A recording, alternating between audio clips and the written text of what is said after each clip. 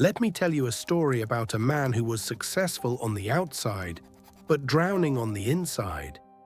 His name is Michael. He's 47, runs a great construction company. He's the guy everyone relies on. But he came to see me because he was exhausted by a kind of knowing he couldn't turn off.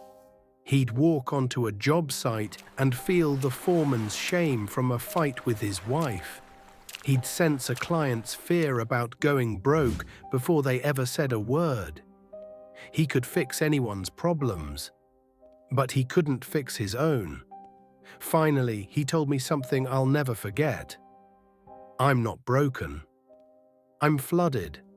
What if that feeling of being flooded by other people's emotions isn't a weakness? What if it's a sign of a rare and powerful psychological wiring? The psychoanalyst Carl Jung had a name for people like Michael. He called them empaths. But his definition was far darker and more powerful than you think. He believed they were on a mission that could either destroy them or turn them into something the world has never seen. The sovereign empath. Jung would say Michael's river connects to a much bigger ocean. This is where the empath's wiring comes from. He called this ocean the collective unconscious. It's like a shared, inherited hard drive for all of humanity, holding all the patterns, memories, and stories of our ancestors. Most people live on the shore of their own mind. But empaths, Jung said, are born with thin ego boundaries. The line that separates me from you is blurry, see-through. This is the key to how they experience the world. Feelings, shadows, all kinds of psychic stuff just crosses right over. Not because the empath is weak, but because their whole system was designed to connect with that bigger ocean. Your boundary isn't a broken wall, it's a doorway. But here's the consequence. When that door stays open all the time, things Jung called autonomous complexes start to wander in. A complex is just a bundle of feelings and thoughts with a life of its own. Your dad's silence from 1985. Your grandmother's anxiety from the war. A stranger's shame from the subway yesterday. Families and communities project this stuff onto empaths because they're open to it. You become the screen for all the feelings the world doesn't want to deal with. You start carrying grief, anger, and even joy that isn't yours. You tell yourself, I'm just a compassionate person. But Jung's take was a little harsher. The truth is, you're overloaded. And this is where Jung flips the whole script. Empaths aren't here to be healers. Healing is just a side effect of what they really do. Their true job isn't to fix people, it's to be an awakener, to shine a light on the truths we've all agreed to ignore. They do this just by being a mirror that doesn't judge, a mirror that heals by showing you what's real, not by trying to save you.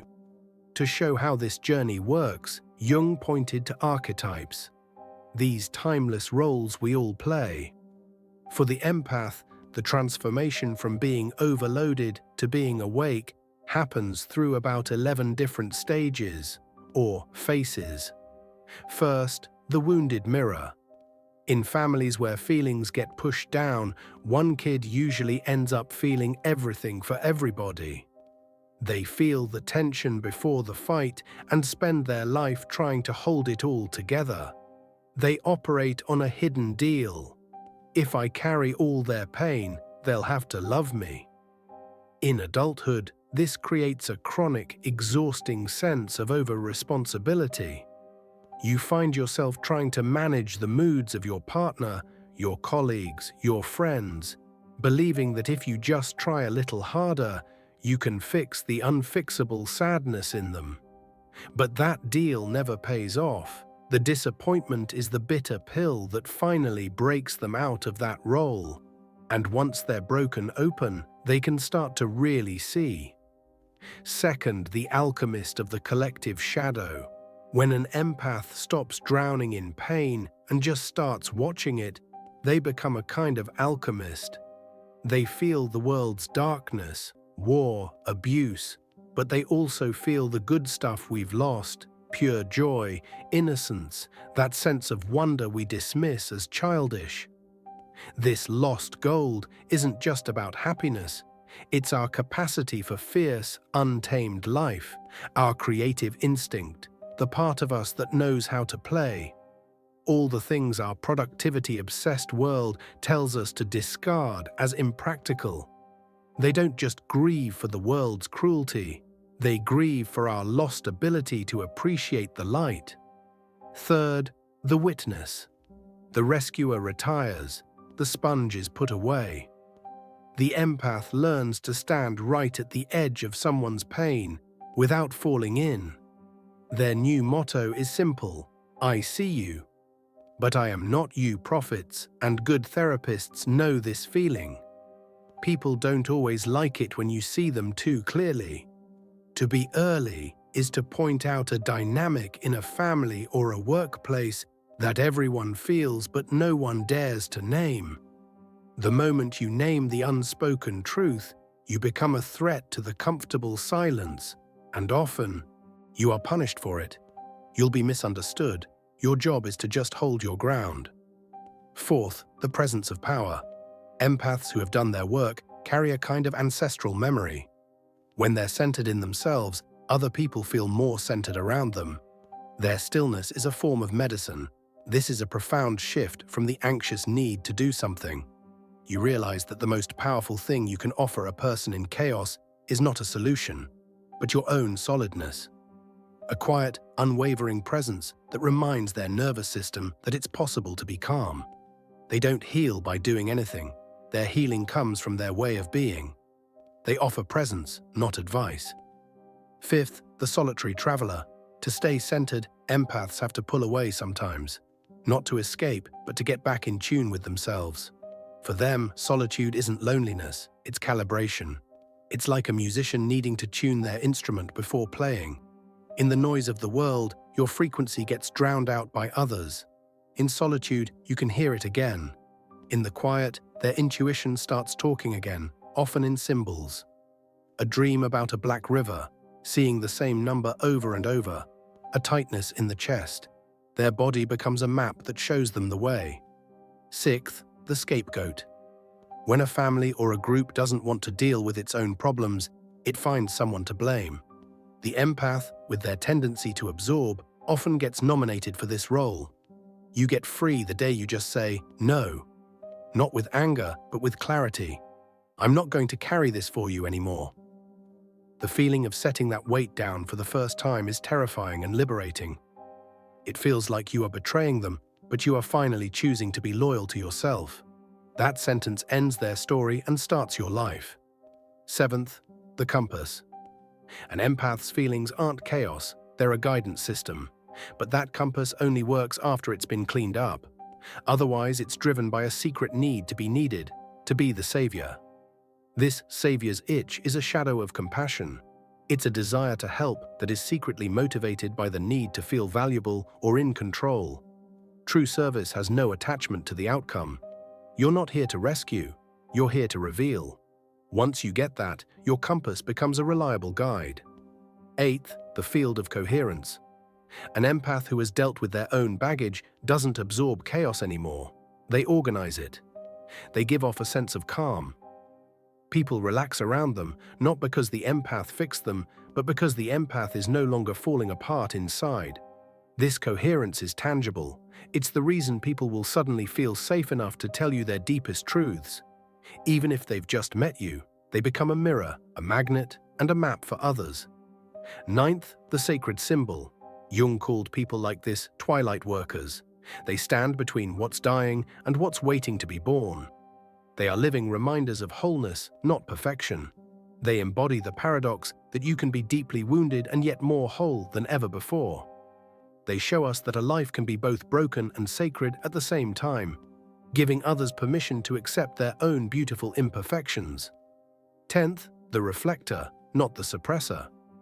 In a world that's always trying to numb out, the empath chooses to feel, on purpose. By feeling everything, they send out a new signal that gives others permission to feel again.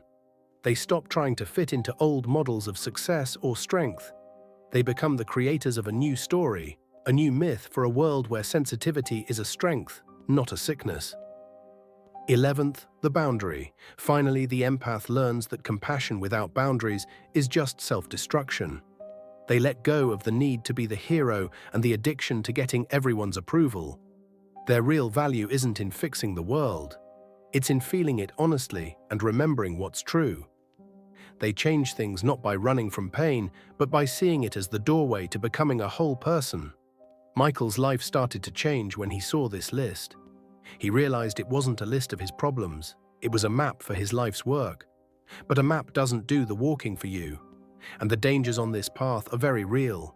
Feeling this much means you're always walking a fine line between a breakthrough and a breakdown. Let's be clear about the dangers. The first is just overload. Through a process called introjection, you absorb other people's feelings until they feel like your own. Your dad's anger becomes your anger. Your partner's anxiety becomes your anxiety. Jung warned this leads to psychic inflation, where your ego gets puffed up with other people's pain, and you start thinking it's your divine mission to fix it all. If I feel everyone's pain, you think, I must be here to save them. That's the start of the martyr complex. And whenever you get stuck in one role, the healer, the saint, your psyche will try to balance things out. Jung called this enantiodromia, the inevitable swing to the opposite. When that pendulum swings back, it's not a punishment. It's your system trying to repair itself. This often shows up as the snap. It's the day the giver says, no more. The nice, agreeable empath takes off the mask. A lifetime of buried anger comes to the surface, clean, cold, and clear. This isn't a temper tantrum, it's a systemic correction. It feels like a betrayal to others who are comfortable with your compliance, but it is a radical act of loyalty to your own soul. It's the psyche's immune system, finally kicking in after a lifetime of allowing toxins in. You might lose relationships that were built on you always saying yes, but you might just save your own life. Then there's a rarer and riskier type Jung studied, the INTJ and INFJ empath. Here, deep sensitivity is combined with a strategic mind that sees patterns everywhere. This creates what you could call architectural empathy, the ability to see the entire emotional blueprint of another person. You don't just feel their pain, you can diagram it. You see where it comes from, what triggers it, and how they defend against it. Imagine hearing someone talk about their exciting new business venture and simultaneously seeing the childhood wound of not being good enough that will likely cause them to sabotage it in 6 months. You could probably find the one sentence that would undo a knot they've had for 20 years. This is a huge gift and a huge temptation. You can use it to heal, or you can use it to manipulate. The shadow side is the God complex trap. The idea that because you can read someone's soul, you have the right to rewrite it. The result is always isolation. People can feel it when you see right through them. Jung called it the transparency effect. It makes them uncomfortable. They'll either pull away and call you too intense, or they'll cling to you, hoping you'll fix them. Both are traps. So how do you get out of this mess? How do you move from being overloaded to being a whole, sovereign person? Jung's work points to 4 basic practices. They're simple to understand, but take a lifetime to master. First, treat boundaries like a real skill. Real boundaries aren't walls you build out of fear. They're more like filters you build out of wisdom. You have to develop what Jung called conscious permeability, the ability to choose when you're open to reading the room and when you're closed off to just be present. This requires daily practice, like meditating or spending time in nature, to distinguish your own energy field from everything else. Just because you can read someone doesn't mean you should. Second, face your own dark side. You have to sit down with the parts of yourself you don't like. Your anger, your pride, your ambition, that secret little part of you that likes being needed. And just say, you get to be here too. For an empath who has spent a lifetime trying to be good, this is terrifying. But without access to your own healthy anger, you cannot protect yourself. Without access to your own pride, You cannot own your value. These aren't evils. They are functional, necessary parts of a whole human being. When someone triggers you, ask yourself a few questions. What am I judging in them? Where do I do that same thing, even a little bit? What is this trying to teach me? When Michael did this, he didn't become a perfect person. He just became an honest one. And honesty is power. Third, learn to see projections. Listen, when people attack you, they're almost always telling you their own story. Your job isn't to defend yourself, it's to quietly figure out what's going on with them. Ask yourself, what are they really afraid of? What old wound is talking right now? Then you can respond to the actual person, not their defensive behavior. This is the difference between reacting to the symptom and responding to the source. This doesn't mean you put up with abuse, it means you act from a place of clarity, not just hurt feelings. Fourth, turn triggers into fuel. Every time you get triggered, every time you feel overloaded, you can use it for your own growth. You have to mine it for information, integrate what you learn, and use it to become stronger. The process is a form of alchemy. Let's break down Michael's example. First, he noticed the raw feeling of rage toward the foreman. Second, he named the underlying belief, he should be as driven as I am. Third, he challenged that belief, why should he be? He has his own story, his own motivations. Fourth, he synthesized a new, wiser action. I will connect with his story instead of trying to impose mine. Michael was furious at a foreman he thought was lazy. He dug into that feeling and found the truth. I expect everyone to have my level of drive, but I haven't earned his trust. He changed his approach and started connecting with the guy on a human level. Productivity went up, and so did respect. The problem wasn't the person, it was a pattern that needed an upgrade. Now, a word to the men watching this. To the fathers, the builders, the leaders from 35 to 64 who have been carrying the emotional weight of every room you walk into, your whole life. Silently. You were probably taught that being strong means being silent. That being a provider means you have to absorb everyone else's stress. That anger is a sign of failure, and tears are a sign of weakness. Here's a different blueprint, a stronger one. Strength means your own center doesn't get pulled all over the place by the mood in the room. Being a provider means you provide the truth, starting with, this is my responsibility and that is not. Anger isn't failure. It's a compass pointing straight at something you value that's been crossed. And tears, they're just a way to get unstuck. The boy who was told to man up finally gets permission to grow up. Mature empathy isn't a weakness, it's leadership. When an empath walks this path, they become what we're calling the sovereign empath. Not the hero who saves the day, and not the ghost who disappears. A guardian. You can see the blueprint of someone's soul and choose not to mess with it. You only step in with their permission, with kindness, and with a clear head. Your goal isn't control, it's to honor their own journey. You become the kind of person whose presence just calms a room down. People can finally breathe, not because you demanded respect, but because you respected what was real. There's a final piece to this that most people miss. Stop trying to make everyone understand you. Instead, just let your life be the example. A living example of someone who's putting themselves back together. You will be misunderstood. You'll be called selfish by people who liked it better when you were sacrificing yourself. Let them. Your job isn't to be understood by everyone, it's to be solid enough that the people who are also looking for the truth can find you. Before we go, here's a quick guide for tomorrow morning. When you feel flooded, tell yourself, observe, don't absorb. When you feel attacked, ask silently, what's their story here? Figure it out, don't get dramatic. When you want to rescue someone, ask yourself, did they ask me for help? If not, don't jump into their business. And when you just need one sentence to get you through the day, let it be this. I can feel this and still be me. Michael keeps a note taped to the dashboard of his truck. It says, I am not the roof, I am the builder. When the storm hits, the roof takes a beating. The builder is the one who decides, with wisdom and clarity, what gets repaired, what gets replaced, and what was never his job to fix in the first place.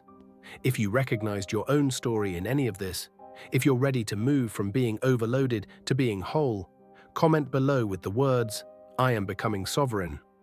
This isn't about being perfect, it's about choosing a direction, a commitment to the privilege of a lifetime, to become who you really are. The goal is not to be untouchable, it is to be unshaken. You are not a sponge, you are a mirror. You are not a savior, you are a witness. And when a witness stands in their truth, the world changes. One room at a time, one conversation at a time, one person at a time who decides to be both deeply human and fiercely whole. See clearly, feel deeply, act wisely. You are watching Mystic Vision,